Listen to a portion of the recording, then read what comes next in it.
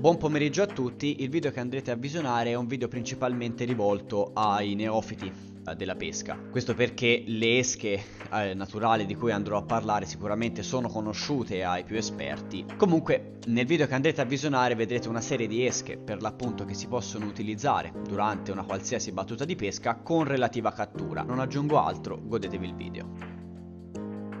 La prima esca di cui andrò a parlare è la mora di rovo, che personalmente la trovo una delle mie esche preferite per quanto riguarda la pesca al cavedano, in quanto è facilmente reperibile, basta semplicemente avvicinarsi ad un roveto e poi prenderne quante più possibile e portarsela appresso durante la pesca con un contenitore.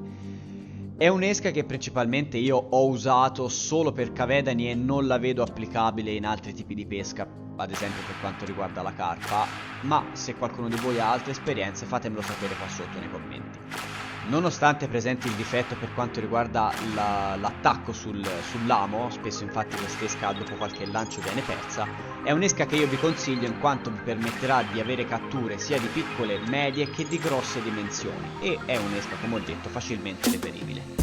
Passiamo ora a quella che senza dubbio è la mia esca preferita, che è il lombrico di terra. Oltre al fatto che è facilmente reperibile, soprattutto per chi sta in ambienti campagnoli, anche sotto dei vasi, vangando la terra dell'orto, eccetera, è un'esca che si presta bene a qualsiasi tipo di pesce. Con questo tipo di esca io ho pescato cavedani, barbi, carpe, vaironi e soprattutto la trota, come avrete visto sicuramente dagli altri video che ho qui sul canale. Ecco, questa è un'esca che io consiglio a molti, soprattutto ai neofiti, in quanto permette di approcciarsi alle tecniche di spinning, alle tecniche di pesca al tocco, alle tecniche anche di pesca col sughero, quindi è un'esca che io consiglio vivamente a tutti.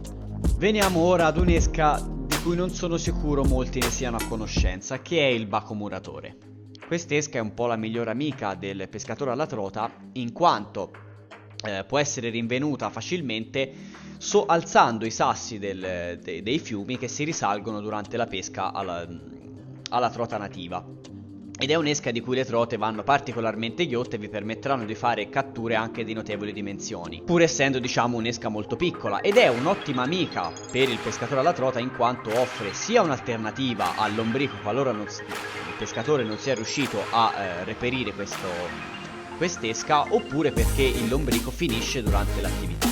La camola è un'esca analoga al bacco muratore per quanto riguarda colore e dimensioni, ne esistono diversi tipi, abbiamo la camola della farina, la camola del miele e a differenza del bacco muratore che è più difficilmente reperibile in quanto solo fiumi con una buona qualità dell'acqua presentano questo piccolo insetto, questa può essere tranquillamente acquistata dal vostro negozio di pesca di fiducia.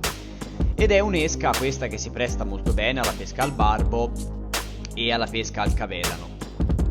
L'ultima esca della quale vi volevo parlare è indubbiamente il verme della carne. Questo andrà acquistato necessariamente da un negozio di pesca, a meno che non abbiate un qualcosa da far imputridire e farci crescere questo baco. Questa si presta principalmente alla pesca al barbo, è perfetta in quanto un acquisto massivo permetterà la pasturazione in un determinato punto e una pesca col galleggiante, ma può essere utilizzata anche per la pesca al cavedano e non può essere utilizzata per la pesca alla trota in quanto è proibito dalle norme vigenti.